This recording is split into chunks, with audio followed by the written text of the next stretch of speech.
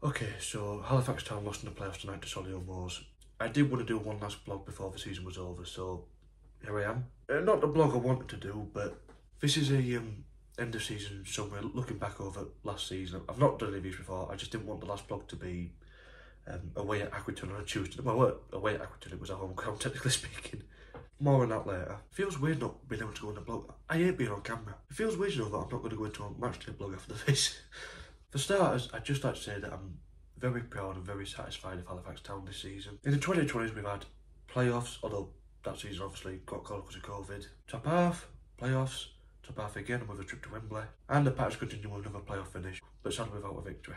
Some of the pros I want to take out the season. I don't think there was any time we were outside the top half, and correct me if I'm wrong, I think we stayed in it the whole season. That's a really good sign. Especially when considering the fact that last season, yes, we had the Wembley trip, but we were rock bottom for the first 6 or 8 games, started to climb out of it, and then suddenly right at the end, not only did we get to Wembley, we won a hell of a lot of games, and somehow we managed to finish 11th. Even I, who tries to be really positive with Halifax Town, thinks, how the hell did we finish 11th last season? Of course, that season now was looked at as the second Wembley victory, but for those of us who saw the league, you know, it wasn't an easy season. This season, on the other hand, we were a lot better. I think at the start of the season, we got a lot of great victories. Beating the likes of Bromley and Oldham, and then Rochdale away in their first season National League, all really benefited for us.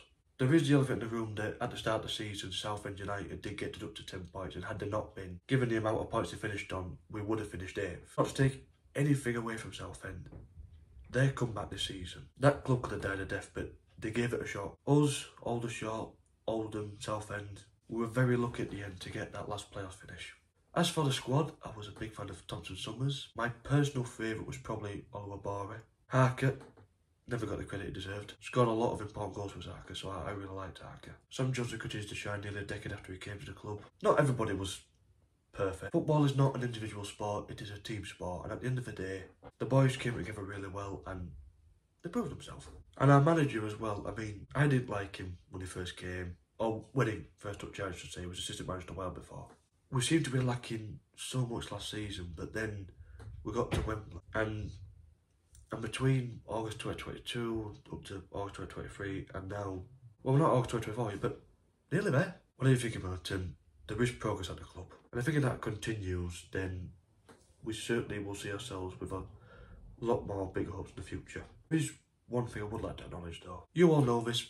A lot of people in Halifax know this is going on. A lot of people altogether that know of Halifax Town and Shay know this is going on.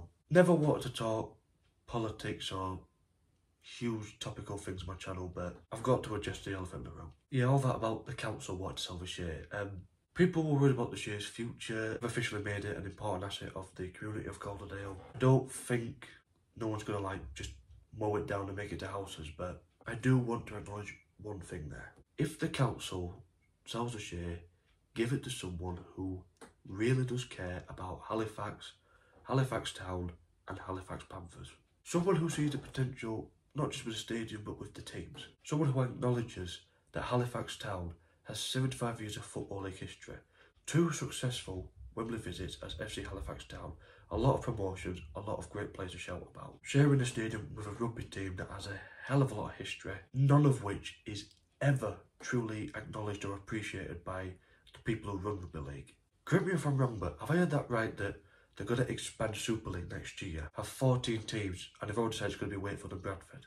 That's just stupid. I mean, Halifax, maybe not in the last 10, 20 years or so, but they historically are a far bigger team than Wakefield. And Bradford, ever since they came out of Super League, have never done as well as the Panthers. Plus, I think they're the only second-tier side in rugby to have got to the Challenge Cup semi-finals twice. The rugby has so much going for it, but then sticking to my bias, so does the football. We might not be the biggest team, but hey, we're one of the few ex-Football League clubs playing in non-league. We helped Jamie Vardy have a successful career that he's still having at nearly 40. We might not have played him as much, but we had the likes of David Brooks, who's now at Southampton, Dion Charles at Bolton. The old club had Jeff Horsfield, Jimmy Patterson. And the Shay itself has a rich history in sport because it also used to host a speedway. If the stadium is going to be sold, I want whoever owns it to acknowledge that. I don't want Halifax Town or the rugby to do a Wrexham, or a Southern City, or an AFC Fylde, or a Forest Green, although Forest Green are down in our league again. In a nutshell, I don't want to be run by someone with a lot of money. I just want the team to have good backing. I want to know the stadium is in the right hands. I want to know that the teams are in the right hands. And I've just got to be honest and say that I've not felt that way since reading that news about the Shay. I sincerely hope that it becomes nothing. But at the same time, I like to believe that perhaps it's a blessing in disguise. I don't want to go into any deep into this because I didn't do this to have a go at the council. I'm not having a go at anybody. I just like the stadium to be in safe hands. For all we know, that could hugely benefit not just the teams of Halifax, but the town of Halifax altogether. We've got a lot going for us at the moment. We've got huge music acts coming to Peace, or we've got shows like Happy Valley being filmed down in Calder Valley. The likes of Samuel Jackson and Amelia Clark and Hugh McGregor are all filming shows and films here. Knowing that the sport is in really good hands as well, especially given that it was only last year that both teams, the football and the rugby, both won at Wembley. It'd be nice to know that we do have a bit of security. And that's all I'm going to say there. And of course, I'm going to acknowledge the fact that our pitch for most of the season has been crap. And trust me, I have got so many comments, some from our own fans, and a ton from away fans who came. Oh God, your pitch is crap. I've got them all season. The club's got it all season. I get it. Like everyone, I don't get how the rugby's playing on it and we're not. I know rugby's completely different to football. However, playing our games at Accrington, Stanley and Chesterfield, two teams who have a fair bit away from us. The groundsmen did all they could to get the pitch ready for football, get it ready for rugby.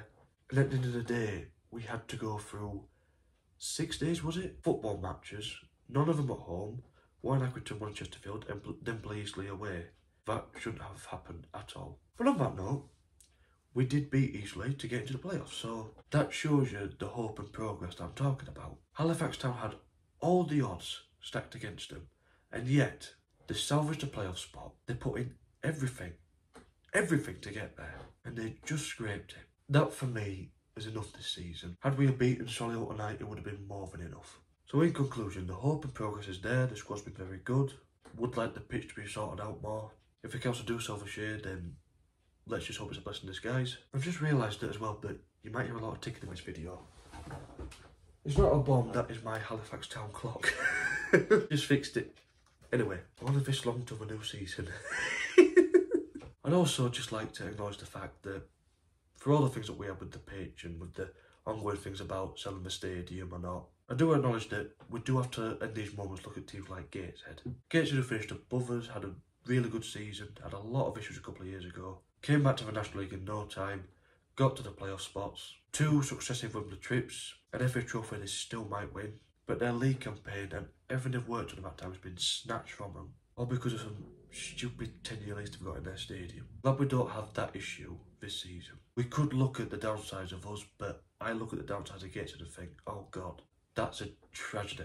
There's so many clubs like that at the moment. Thank God we don't have that. Hopefully we'll never have that. We'll never get that bad. Condolences to Gateshead. I hope they can bounce back from this. I hope they can make something of this in the future. And on that note, we'll move on to next season. Another exciting chapter of Halifax Town's history. I am looking forward to it. I'm looking forward to doing vlogs again when summer's out the way. But the Euros as well, that should be good. However, I'm not quite done yet for this season. Obviously Halifax Town is, but I'm not. Obviously, this is a Halifax Town channel. I want to show Halifax Town. Part of the reason why I'm on YouTube is because I love Halifax Town and I want to give them more exposure. Show things from Halifax Town fans' perspective, but also not be completely biased and say, we should have won that one. We should never have lost that. It's all the referees' fault. Well, actually, there's a lot of referees who are at fault this season. Can't be too nice on them, can I? But as I'm saying, it's a Halifax Town YouTube channel, and that is part of the reason why I came onto YouTube. However, this season, I have been working on a project. At the start of this season, my nephew turned 10 years old. My brother, his dad, and our dad, his granddad, are massive Leeds United fans. I know some of you out there absolutely hate Leeds. I know that. I tagged along with them and I wanted to make a vlog of our visit, which the League Cup match against Shrewsbury, just so you know. I also currently work with a lot of Bradford City fans. Earlier this season, they said that if you ever want to come to Valley Parade, you can. Suddenly, I got an idea for a video stroke documentary. I'm just finishing the documentary now and I'd love to share it on this channel. I'm going to do a video about the other 3 West Yorkshire teams, the ones that are in the Football League anyway. Leeds United, Bradford City and Huddersfield Town. Before you flip and say, why show them? There is still an important part of Halifax Town play the documentary. Halifax Town will feature in the documentary. But this is a personal project I've been working on for a very long time, and I do just genuinely care how teams in Yorkshire do. I often check on Bradford City, I sometimes look at Bradford Park Avenue. I know they've just been relegated and that's really sad. I just love my football, and I love the bits of history, sporting history or just history altogether that you can find within football. And Yorkshire has so much to show. It's the birthplace of football. Sheffield is the birthplace of football globally. It wasn't the birthplace in England, it was the birthplace worldwide. So I do want to show other parts of Yorkshire.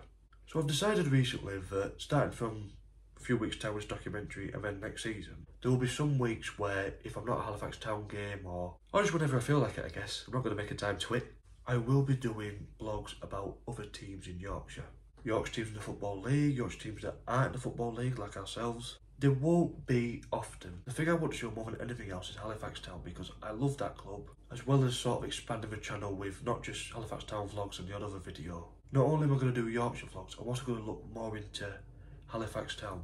Things that I want to discuss, and I'm going to think about all the things I really want to do throughout the summer. But I want to start that expansion for this channel because there's a lot of fun ideas that I've got for both Halifax Town and for the Yorkshire clubs. I want to show the clubs that I've got something to shout about, because Halifax Town, whatever you think of them, there is quite a lot that I do want to show there. There are things in our history that I don't think people really acknowledge as much as they should.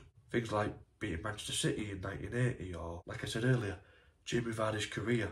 We played a huge part in that when we signed from Stocksbridge Park Steels. A lot of people know when he was at Fleetwood, but not a lot talk about him at Halifax Town. So next season, I do want to try and do more videos. Can't guarantee I will because I'm a lazy and I really hope that if anyone out there watches them,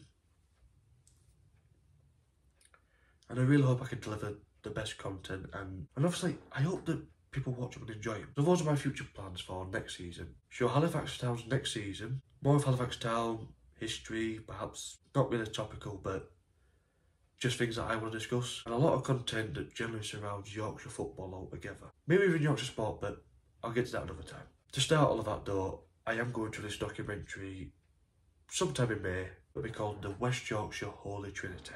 It will mainly focus on Leeds, Bradford and Huddersfield, as well as a bit of a perspective of Halifax Town from yours truly. I'm not sure when it'll be out on YouTube. The reason why I don't know is because Huddersfield are fighting to survive and it's not looking good for them. Leeds are fighting to get promoted, and I think Bradford had an outside chance of playoffs. I don't think it was likely, but we'll know soon anyway. Once all 3 seasons is done, then at some point within the next couple of days or weeks after that, I'm going to release this documentary. So for anyone out there watching, anyone who might know any Leeds fans, Bradford fans, Huddersfield fans, spread the word, because at some time in May I'm going to do this video, and I hope that anybody out there watching can enjoy this. And I think I'll leave it at that. Got that. Just look at how long I've been filming. I've been filming for a hell of a lot longer than I intended to.